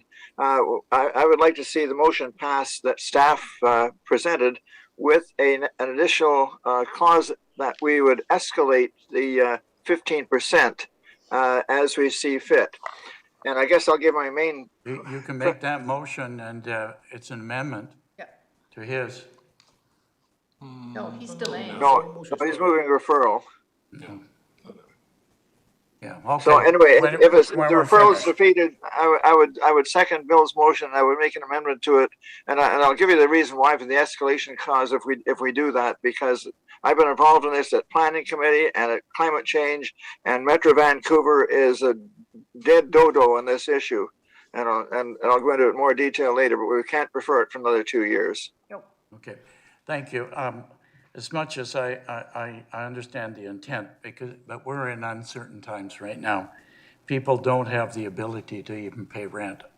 And I think the longer we delay this, we're just passing the buck to another council, and people right now are paying outrageous rents. And I think we have to address this head on, to be quite frank with you. But we also have to show, and I said this last planning committee, we have to have an attitude change of us to not beat up on the developers, but make them friends of City Hall, that they will build something positive for us and encourage them to do so, and let them make 5% or 10%, but we get what we wanted. So I think delaying it is just, it's too far down the road. I think we've got to address these things as soon as possible. And the other thing is too, we've got to take opportunities and keep our eyes and ears open of monies that might be available from Victoria. My God, we're building a museum for almost how much? That maybe if that went to affordable housing in British Columbia, just think what we could do in every community in BC. So unfortunately, would love to have it part of the OCP, but I believe we have to start it now. So anyhow, it's on the floor. All those in favor? Opposed, if any? I'm opposed. I will not support, so it's defeated. I'm going to put the other motion back on the floor with Harold. I'll accept your corollary at the bottom to add number 7, to that council look at it on a revolving scale as need be. Yeah, I'll second that motion. Okay. Okay. So we go on. Okay, Carol? Yeah, okay, so I need to understand number 7 that we're adding. Is it looking anything like the alternative approach on page PLN 108? Which is to apply an escalating mandatory market rental, for example, 15%, 60 to 199 units, 17.5% for 60 to 499 units, and 20% mandatory for units 60 to 500. Is that what we are talking about?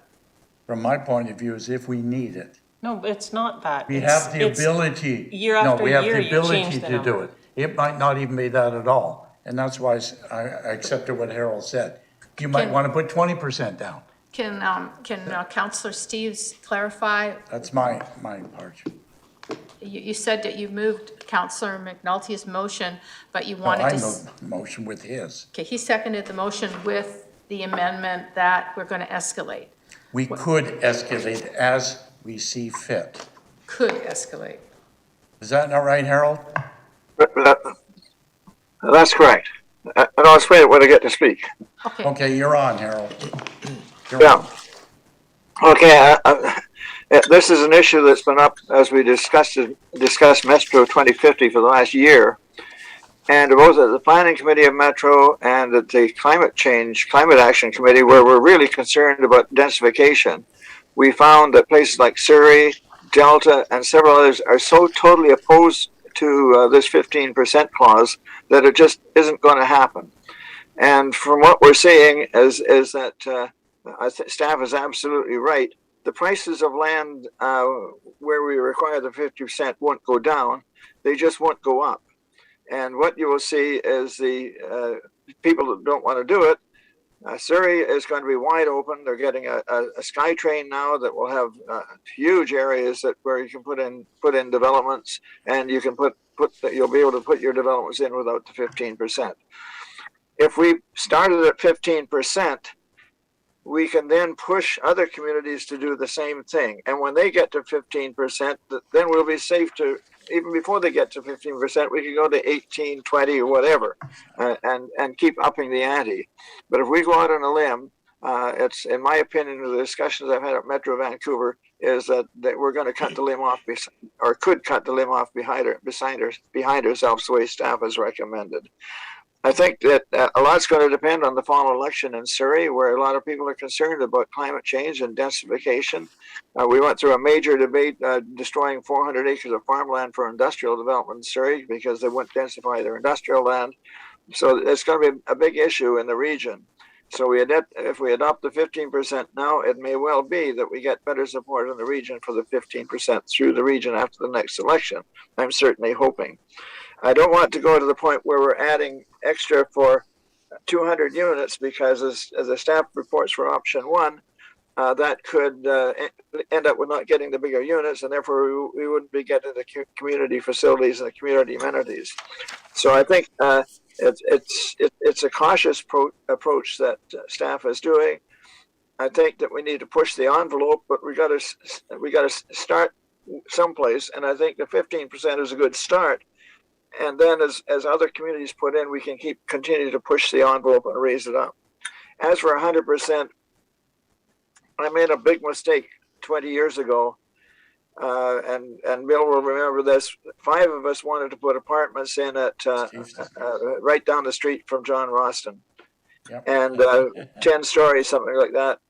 And some of my own colleagues, a former NDP councillor, Bob Simpson, a former NDP MLA candidate, campaigned against it. They got a petition going, and I backed down, and I was the 5th vote.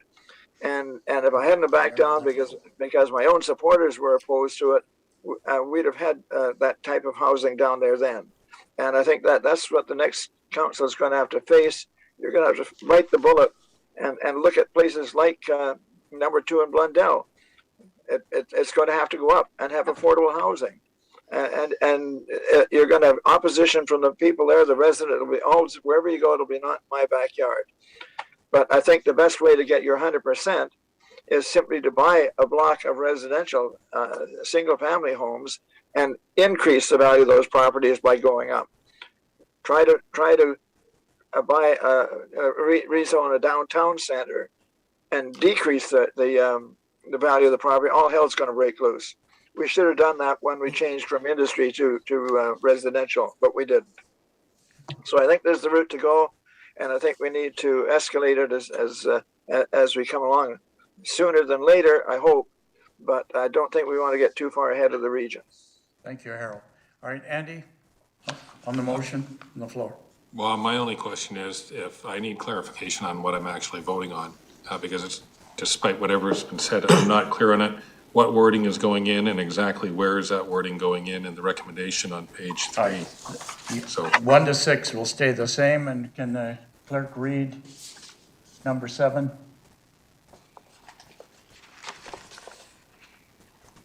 Who's got that? And the wording that we have is that we escalate as we see fit. That the percentage of market rental could change as council sees fit. Just a point of clarification through the chair. Doesn't council have the ability to do that anytime it wants to anyway? Maybe Harold or you can clarify that for me. Don't we No, have this that? would be a policy, and this would allow council to change the policy as we go on, as I see it. It is anyway, isn't it?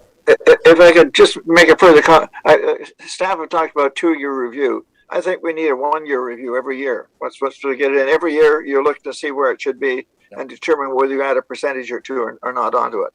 And that's so it's where we see fit, but it's got to be in there that we're going to continually look at it and continually increase it when we have the opportunity.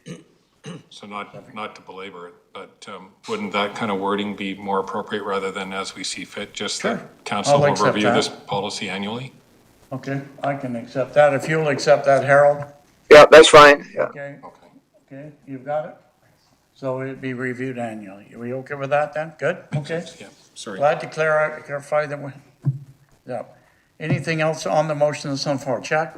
Well, I think I have the same problem with the wording. I think the problem is that we are clear on the 15% because it's mandatory. But then when we say as council feels fit, I think what does that mean? It's not on there anymore. I know. It's changed. So that's why I think it's good to take that wording, change the wording, or take it off, and with the annual review. I think that's good. We've got it. It's in there. Okay, so that's on the floor. Do we have any further discussion? And all those in favor? Opposed, if any? It's carried. Okay, without dissension. And I just want. Any managers report? No, Sorry? I'd like to make a motion about 100% purpose-built projects, a referral motion. Yep, go ahead. Okay, I'd like to make a referral motion that staff prepare a report on the best methods to attract 100% purpose-built rental projects to the city center, including the use of advanced tenure rental zoning for suitable areas. I would second that if you take out city center, make all of Richmond. Thought we had. We've Okay. asked them for all the incentives. All of Richmond, not just the city center, You know, 100%. I mean, the report could include 2 separate sections, one being the downtown core and one being other. Sure, I'm fine No, with I that. think we should be looking at it everywhere. Okay, I agree. Okay, you agree? I'm Okay, fine. I'll second that. So it's, Andy? Sorry, could you just read it one more time, Go ahead. Carol? Because I thought I had a comment. Motion to direct staff to create a report on the best methods to attract 100% purpose-built rental projects, including the use of advanced rental tenure zoning for suitable areas. Yeah, so just a comment and maybe a consideration, if you're open to it, is in addition to that information, what I'd be interested in is identifying locations suitable for I think that's 100%. part of it. That's why I took city center out to make all of Okay, Richmond. you think that's included in And that? that would be 'Cause- implied that it would be. Okay, That's why I Advanced seconded it. rental tenure zoning of suitable areas. Yep. yeah, like the one I mentioned, there's a great Yes. spot. Okay, thanks. Alexa? Hasn't staff already done this? Like, staff did come forward with a report on the whole rental tenure zoning. They've come forward with like some of the incentives, and certainly they didn't come forward with their worst suggestions, so presumably they already came forward with their best suggestions. But maybe I'm confusing my reports because we've had a lot. Okay. Jacques? Well, I want just to John carry. Hopkins is looking to answer. Go ahead.